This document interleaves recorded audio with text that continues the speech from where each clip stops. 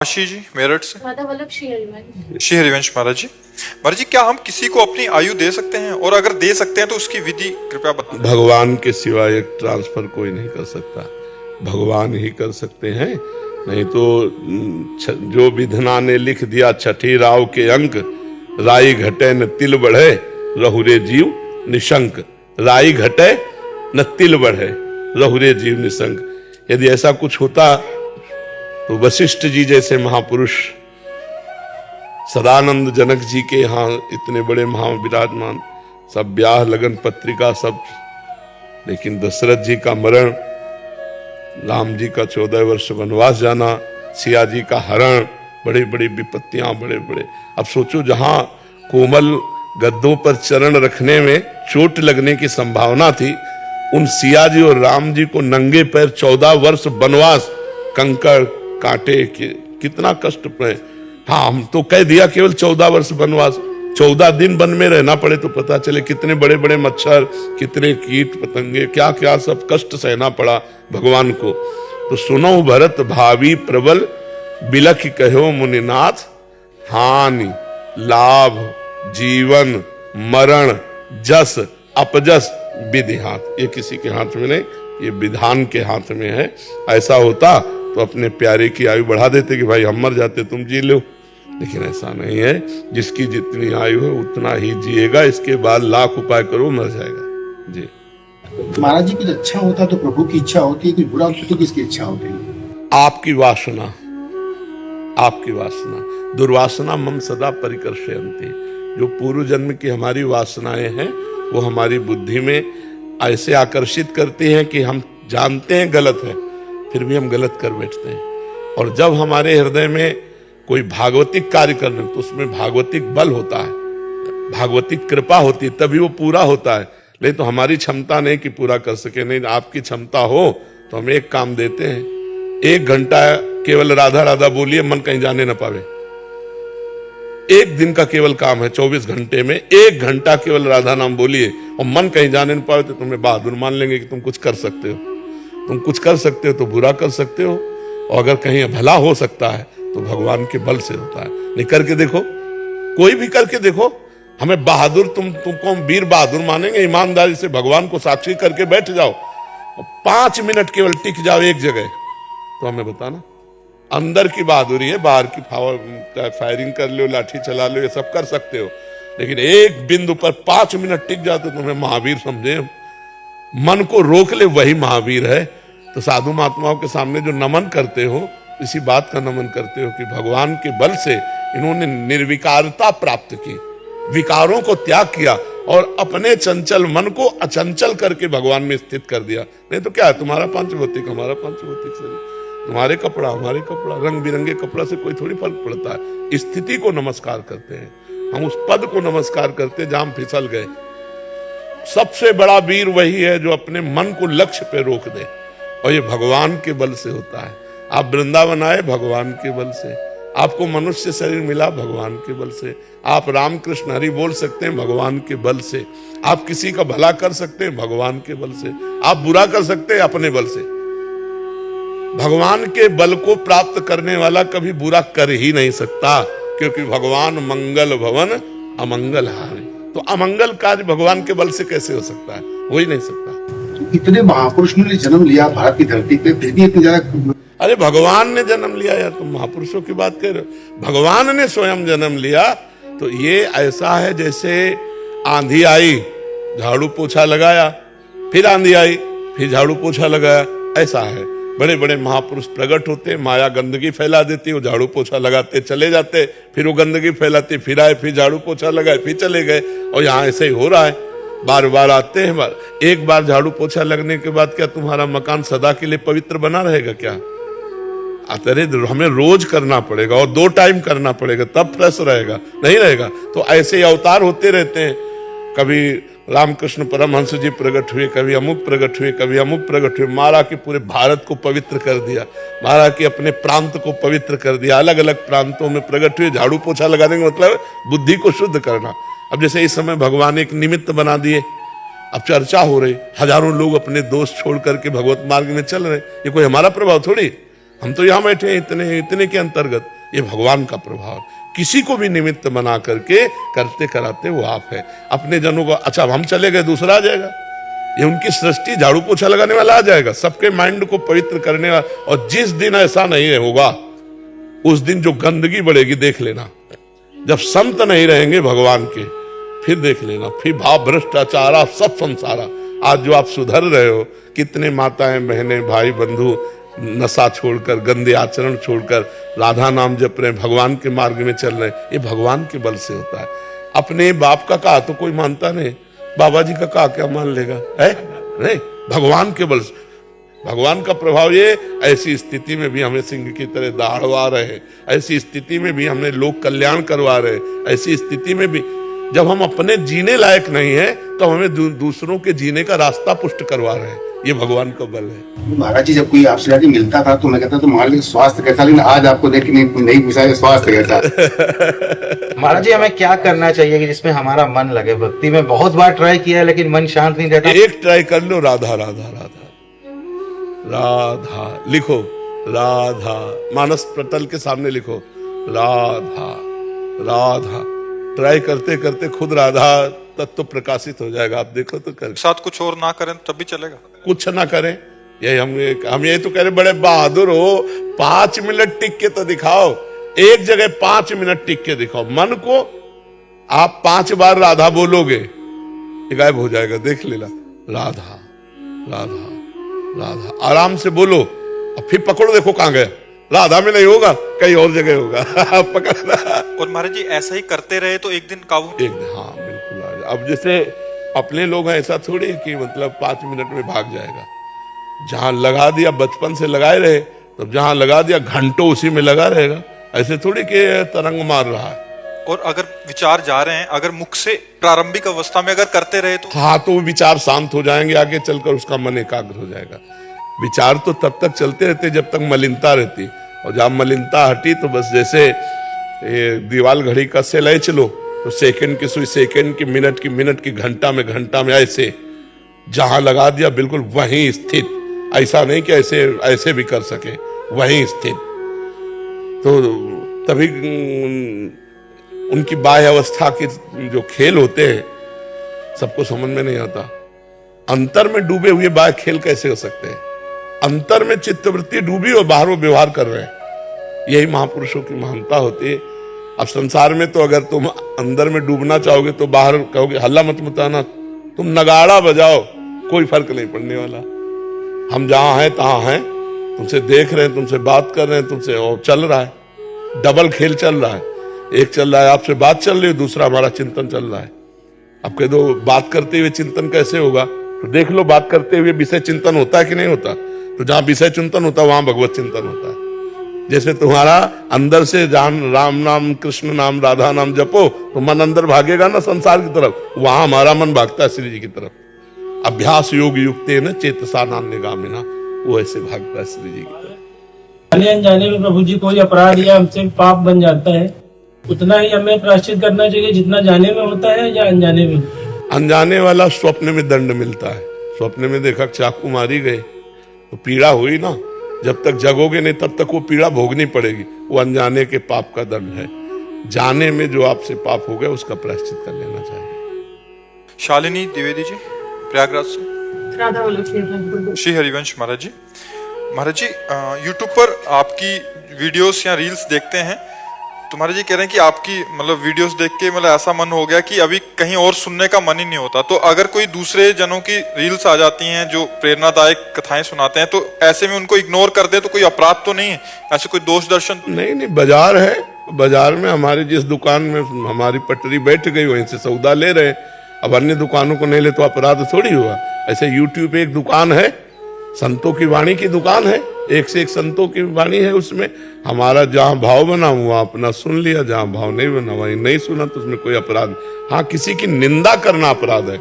तुम्हारी समझ में नहीं है तो क्या कोई संत ही नहीं है क्या? और किसी की वाणी ही सत्य नहीं? नहीं, सबकी वाणी सत्य। हमें ये प्रिय लगा, हमें ये वाणी प्रिय लगी। जिनको जो प्रिय है वो अपना सुने, ऐसे ऐसे भाव। और किसी संत की अगर रील आ गई तो हम प्रणाम करते हैं। प्रणाम करके आगे बढ़ते हैं, क्योंकि संत भगवान के स्वरूप होते हैं। हम किसी की अवहेलना या निंदा नहीं कर सकते। अगर अवहेलना निंदा करते हैं तो हम अपने संत जिनको माना है उनकी भी बात हमारे ऊपर रंग नहीं लाएगी। रंग तभी लाएगी जब सब संत होंगे। चार जुगन के भक्त जे इनके पद की धूरी, सब संत। देखो भगवान ने जितना जितना पावर दिया उतना ही प्रकाश है। 0 पावर में भी वही बिजली है, 1000 पावर में भी, 2000 में भी वही बिजली है। तो ऐसे ही भगवान ने जिसको जितना ज्ञान दिया उतना ही भूलेगा। हमें जहां पसंद है वो हम सुन लेते हैं, और सुन के जब चलेंगे तो वहीं पहुंच जाएंगे जहां जाना है। भगवान के पास जाना है, भगवान को प्रसन्न करना है, अच्छे आचरण करने, सुखमय जीवन व्यतीत करना है। यही संतों की वाणी से शिक्षा मिलती है। प्रियंका जी मुंबई से। राधा वल्लभ श्री हरिवंश महाराज जी, ईश्वर का ज्ञान बड़ा है या ईश्वर का प्रेम प्राप्त करना बड़ा है? अपने हृदय में ईश्वर का बिन जाने न होए प्रतीति, बिन प्रतीत होए नहीं प्रीति। बिना ज्ञान के प्रेम हो जाएगा क्या? जब तक हम आपको जानते नहीं हैं तो आप पर प्रतीत विश्वास नहीं होगा, फिर आपसे प्रेम कैसे होगा? तो अगर हम कहें कि प्रेम बड़ा है तो बिना ज्ञान के प्रेम कैसे हो जाएगा? आप कौन हैं, आपका स्वभाव क्या है, आपका प्रभाव क्या है, आपकी महिमा क्या है, ये जब हम जानेंगे ना तभी तो आप पर विश्वास होगा, तभी आपसे प्रीति होगी। तो ज्ञान अति अनिवार्य है। बिना ज्ञान के शुद्ध प्रेम नहीं होता। जब ये ज्ञान हो जाता है कि सब में हमारा प्रभु विराजमान है, ये क्रूरा अपि पापिनो न च सताम संभास्य दृश्याश्चे सर्वानुवस्तुतया निरीक्ष परम स्वाराध्य बुद्धिर्मम। मेरे आराध्य देव भगवान ही सब रूपों में विराजमान है। पहले ये ज्ञान होना अति अनिवार्य है। इस ज्ञान के बाद आवागमन चक्र से मुक्त हो जाता है, तब वो प्रेमी होता है। जो बंधन मुक्त होता है तब वास्तविक में प्रेम होता है। ये 2-4 बूंद आंसू गिर जाना है प्रेम का लक्षण नहीं है। प्रेम का लक्षण है अपने प्रीतम की जो शोभा है, जो रूप गुण माधुरी, वो हृदय में, मन में, बुद्धि में, नेत्र में, आम में, सब में समा जाए। पी मूर्ति नयनन बसे तेहि रस रहाय समाए। ये लक्षण सुन प्रेम के और न कछु सुहाय, और न कछु सुहाय फिरे अपने रस मातो कुटुम देह ते जाए। छूट सब ही विधि नातो एकमात्र भगवान के प्रेम में मत वाला वो प्रेमी तभी हो सकता है जब उसे ज्ञान हुआ है। ये संसार भगवान का स्वरूप है, इसमें भगवान के सिवा कोई नहीं है। जो भी है वो मिथ्या है। ब्रह्म सत्यम जगन मिथ्या। ये ज्ञान होने पर ही वास्तविक भगवान से प्रेम होता है, और प्रेम हो गया तो ज्ञान सार्थक। अगर ज्ञान और प्रेम दोनों जीवन में नहीं तो फिर पशु जीवन है। बस वही निद्रा भय आहार मैथुन यही चल रहा है। संपूर्ण संसार आवागमन से मुक्ति थोड़ी है, ज्ञान और प्रेम से ही आवागमन की मुक्ति है।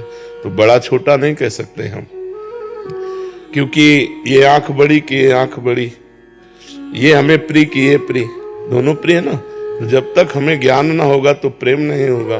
तो ज्ञान अति अनिवार्य है, क्योंकि हम जिससे प्रेम करते हैं जब तक उसका ज्ञान नहीं होगा तो प्रेम कैसे हो जाएगा? होता ही प्रेम ज्ञान से है, जानकारी से ही तो प्रेम होता है। आप यहाँ बैठे तो कैसे आए? जानकारी से ही तो आए ना। आपने YouTube में सुना, आपने बातें सुनी, आपको थोड़ा ज्ञान हुआ तो लगा चलो देखते हैं चल के। तो आपको आने की जो जिज्ञासा हुई, श्रवण सुजस सुनी आयऊं प्रभु भंजन भवभीर। जब मैं आपकी महिमा सुनी प्रभु तो आपकी शरण में आए, विभीषण जी कह रहे हैं। तो बिना श्रवण के ज्ञान नहीं हुआ, और बिना ज्ञान के शरणागति और प्रेम नहीं होता। इसलिए ज्ञान बहुत महत्वपूर्ण है। उसको ऐसा नहीं कहा जा सकता कि ज्ञान छोटा कि प्रेम बड़ा, नहीं कहा जा सकता। जैसे दोनों आंखें हमारी दो हैं पर दृष्टि एक है, और दोनों प्राण प्रिय हैं, ऐसे ही ज्ञान और प्रेम दोनों समान है, दोनों में अंतर नहीं है। महाराज जी, सूक्ष्म अहंकार का नाश कैसे होता है? गुरु कृपा ही केवलम।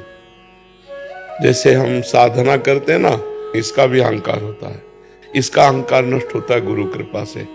तो सांसारिक अहंकार तो दूर करना कठिन होता है, उससे भी ज्यादा कठिन होता है भक्ति जनित अहंकार दूर करना। क्योंकि सांसारिक अहंकार को हम 2 स्वरूप में देखते हैं तो दूर हो जाता है, लेकिन भक्ति अहंकार को गुण रूप में देखते हैं कि मैंने ऐसा किया, मैंने ऐसा। ये जो सूक्ष्म अहंकार मैंने, इसका ना अहंकार का नाश गुरु कृपा से होता है। जब गुरुदेव हमारे अहंकार को धूल दूषित करते तभी हमें मोक्ष मिलता है। इसीलिए ध्यान मूलम गुरु मूर्ति, पूजा मूलम गुरु पदम, मंत्र मूलम गुरु वाक्यम, मोक्ष मूलम गुरु कृपा। जो मोक्ष का मूल है वो गुरु कृपा है। एक बार अकाल पड़ा तो शिवाजी ने पूरा खजाना खोल के सबको खवाया पियाया। अकाल किसी को व्याप्त नहीं कर पाया, कोई अकाल में मर नहीं पाया। समर्थ गुरु रामदास जी के पास गए, उनका गुरुदेव आपकी कृपा से किसी को भी कष्ट नहीं होने दिया, अकाल में हमने सबका पोषण किया। उनका शिवा तुमने पोषण किया, उठाओ घन। घन एक मजबूत होता है, लोहे का उसमें होता है। उठाया और ले गए, का इस पत्थर में मारो। पत्थर में तोड़ा, हटाया पत्थर तो नीचे मेढक बहुत तंदुरुस्त बैठा है। इसको खवाया? उनका नहीं, ये कैसे पुष्ट है? तुम केवल निमित्त मात्र हो, भगवान सबको पुष्ट करता है, ये गुरु। नहीं तो मैंने अकाल में किसी को भूखे नहीं मरने दिया, बहुत बढ़िया काम हुआ, लेकिन अंदर एक पुष्ट हो रहा है आम। मैंने अकाल में किसी को मरने नहीं दिया, मैंने नहीं, भगवान ने ये दिखाया कि इस मेढक को तो तुम पोषण नहीं कर रहे हो। 83,99,999 योनियां और भी हैं, मनुष्य योनि छोड़कर सबका भरण पोषण कौन कर रहा है? भगवान ही कर रहे हैं। तो गुरु वाणी, गुरु कृपा ही अहंकार का, जो सूक्ष्म अहंकार है उसका नाश करते हैं। सुनील संभाजीराव, महाराष्ट्र से। महाराज जी, आपके चरणों में कोटि कोटि प्रणाम। गुरुदेव, 2023 से आपका सत्संग और एकांतिक वार्तालाप यूट्यूब से माध्यम से सुन रहा हूँ और आपके वचनों के बल से नाम जप भी करने की कोशिश कर रहा हूँ। गुरुदेव, श्री जी की कृपा से गुरुदेव भगवान 3 दिन व्रत निर्जला और मौन रहकर करता हूँ। उस दिन नाम जप निरंतर चलता रहता है और श्री जी में मन भी लगता है, बाकी दिन वैसा नाम जप नहीं चलता। महाराज जी, क्या भूख की व्याकुलता के कारण ज्यादा नाम जप में मन लगता है? अगर ऐसा है तो संसार में रहकर ये मार्ग अपनाना सही है क्या महाराज जी? देखो, बात सुमिरन की है। अगर हम एक रोटी सुबह, एक रोटी शाम पाए तो उपवास ही है। निर्जला रहकर कई दिन भजन कर लोगे? जल पीना और जल ना पीना कोई खास बात नहीं है। खास बात है आपका चित्त कहाँ है। कितने ऐसे जीवन जो केवल जल पीकर रहते हैं हमारी सृष्टि में, क्या उनको भगवत प्राप्ति हो जाती है? ये ऑपरेशन है 3 दिन जल ना पी करके उपवास करने का, करो, लेकिन उसका कहीं भी देखा नहीं खींचनी चाहिए। कितने ऐसे जीव जो मिट्टी खाकर जीते हैं, कितने ऐसे जीव जो फल पाकर जीते हैं, कितने ऐसे जीव सृष्टि में जो वायु पीकर रहते हैं, कितने ऐसे जीव जो नपुंसक हैं, कभी भोग ही नहीं करते हैं। क्या इनको भगवत प्राप्ति हो जाती है? जिसका चित्त भगवदाकार है उसको भगवत प्राप्ति हो जाती है। अब हमको देखना है, मिताहार, सात्विक, भगवत प्रसाद, ये व्रत से भी बढ़कर है। मिताहार माने थोड़ा, अगर हम 4 रोटी खाते हैं तो 2 रोटी खाएं, और धर्म की कमाई, पवित्र भोजन और भगवान को अर्पित करके, और रोज भजन हो रहा है, सब कुछ हो रहा है। खास बात भजन है। अपने भी ये सब, पर बाद में जब समझ में आया तो चित्त वृत्ति का भगवान के चरणों में अर्पित करना गोपी जनों का सबसे बड़ा पद है हमारे भक्ति राज्य में। अगर भक्ति राज्य में कहीं भी किसी का पद दिया जाता है तो यथा ब्रज गोपिका नाम, जैसे ब्रज की गोपिकाएं, ऐसा प्रेम कहीं नहीं देखा गया। बड़े बड़े महाभागवतों ने इन्हीं का अनुसरण किया है। जैसे महाप्रभु चैतन्य देव तो गोपी प्रेम की भावना में डूबे हुए, हा कृष्ण हा प्रीतम, तो यथा ब्रज गोपिका नाम। अब गोपिकाओं की दिनचर्या देखिए, सुबह उठती हैं, गौएं धोना है, घर लीपना है, भोजन बनाना है, पति पुत्र आदि को पवाना, पूरा एक गृहस्थी की नारी जैसे करते हैं, भागवत में लिखा हुआ है, वही है दिनचर्या। अंतर क्या है? उनको परमहंसों ने भी पूजा क्यों? क्योंकि एक एक चित्त वृत्ति श्री कृष्ण के लिए है। क्रियाएं बाहरी संसारी हैं, श्रृंगार संसारी है, लेकिन अंदर का अनुराग श्री कृष्ण से है। मुरारी पादार्पित चित्त वृत्ति, एक एक वृत्ति, जैसे समुद्र में तरंगें उठती हैं, ऐसे चित्त में वृत्तियां उठती रहती हैं।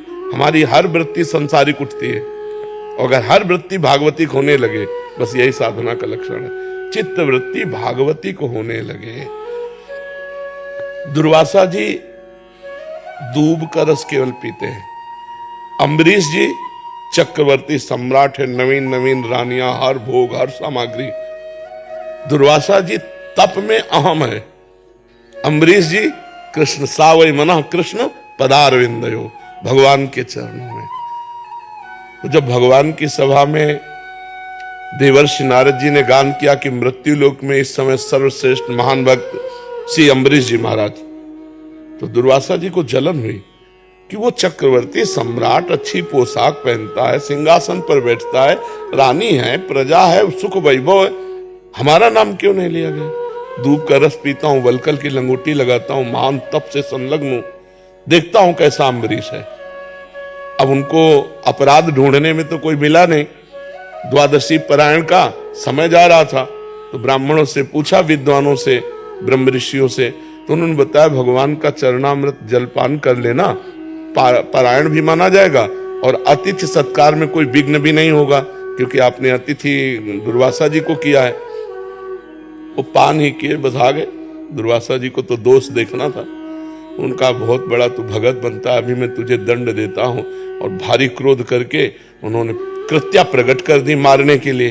अम्बरीश जी ऐसे ही खड़े रहे। दैन्यता की मूर्ति भगवान के सुदर्शन चक्र ने प्रकट होकर कृत्या को नष्ट किया और त्रिभुवन में दौड़ाया दुर्वासा जी को। दौड़ाया नहीं तो भस्म तो 1 मिनट में कर देते, दौड़ाया, केवल भक्त है ना भगवान के, दौड़ाया। अब वो भगवान ब्रह्मा जी ने कहा हरि का सुदर्शन चक्र हमने, शिव जी ने कहा ये तो भगवान का नित्य पार्षद सुदर्शन, इससे वो भगवान की शरण में जाओ।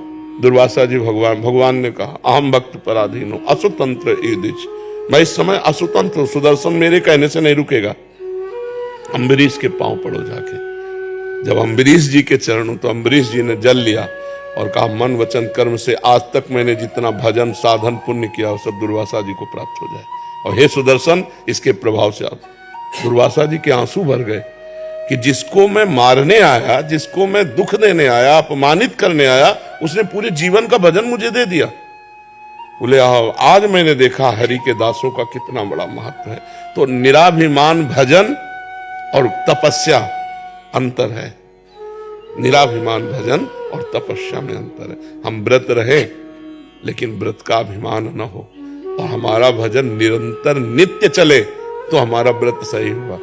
एक दिन कस के भजन हो गया और 2 दिन प्रपंच रहा तो ठीक नहीं। हमें ऐसा अभ्यास करना चाहिए कि अन्य दिनों में भी भोजन को पवित्र धन के द्वारा कमाया हुआ हो और भगवान को भोग लगाया हुआ हो, और हमारा मन बार बार भगवान के चरणों का चिंतन करे। खास बात चिंतन है। पूरी गीता जी आप उठाकर देखिए, भगवान ने कहीं अन्य साधनों को छुआ भी नहीं है। अनन्य चिंतयन्तो माम अनन्य चेता सततम, ऐसा अभ्यास करो, अभ्यास योग युक्तेन चेतसा नान्यगामिना, मेरे में चित्र मन मना भव मद भक्तो माद्याजी माम नमस्कुरु। भगवान कहते मयि एव मन आधत्स्व स्व मयि बुद्धिम निवेश है, मेरे में मन लगा दो, मेरे में बुद्धि लगा दो। खास बात यह है। सनकादि जब भागवत के पारायण की बात कहते तो कहते हैं एक बार फल खा करके भागवत सुनो, यदि उसमें विक्षेप पड़ता है तो भोजन पर कर, लेकिन आपका चिंतन भोजन का नहीं होना चाहिए। आपका चिंतन भगवान से हटना नहीं चाहिए। खास बात चिंतन है। आप रोटी दाल खा के भजन कर रहे हो, निरंतर भगवान में वृत्ति, आप जैसा कोई महात्मा नहीं। वो आप वायु पी कर रहे हो, चिंतन है जल का और भोजन का, बात नहीं। चिंतन कहाँ है आपका? आंतरिक चिंतन से भगवत प्राप्ति होती, बाहरी क्रियाओं से नहीं। बाहरी क्रियाओं से प्राप्त नहीं होती। बाहरी क्रियाओं का तो कभी कभी अहम भी जागृत हो जाता है कि मैं निर्जला रहता है, तो वो जो मैं निर्जला रहता हूं ये भगवत प्राप्ति में बाधा पहुंचा देगा। एकदम दैन्य। यही दरबार याद भी नहीं आनी चाहिए। यही दरबार दीन को आदर रीत सदा, प्रभु में किसी योग्य नहीं। इसीलिए कहा सुनेरी मैंने निर्बल के बल राम, अपबल तपबल, ये तप बल और बाहुबल, चौथो बल है दाम, सूर किशोर कृपाते सब बल हारे को हरि नाम, सुनेरी मैंने निर्बल के बल। हम ये नहीं कहते निर्जला न रहो, लेकिन जिस दिन जैसे वैसे भजन होता है ऐसे रोज भजन होना चाहिए। कैसे हो? अल्पाहार, पवित्र आहार, और हमारा चिंतन जाए प्रभु की तरफ। हमारा चिंतन निर्जला की तरफ न जाए, हमारा चिंतन प्रभु में हो। सो सब धर्म कर्म जरि जाओ, जहां न राम पद पंकज भाव। वो धर्म कर्म में आग लगे यदि भगवान का चिंतन न हो। भगवान का चिंतन हो रहा है, सब ठीक हो रहा है। मंगल भवन है भगवान, अमंगलहारी है, उनका चिंतन हो रहा, सब मंगल हो रहा है। ठीक है, हर समय भजन की वृत्ति बने, इसलिए पवित्र आहार और थोड़ा आहार। आप देखो, एक रोटी पाके, 4 रोटी की भूख है, 1 रोटी पाओ, आधा पेट पानी से भरो और चिंतन करने का अभ्यास करो, तो देखो आपका चित्त भगवान में लगा रहेगा। और 4 रोटी पाने तो 4 रोटी पाए, ऊपर से पानी, फिर वायु, तो बस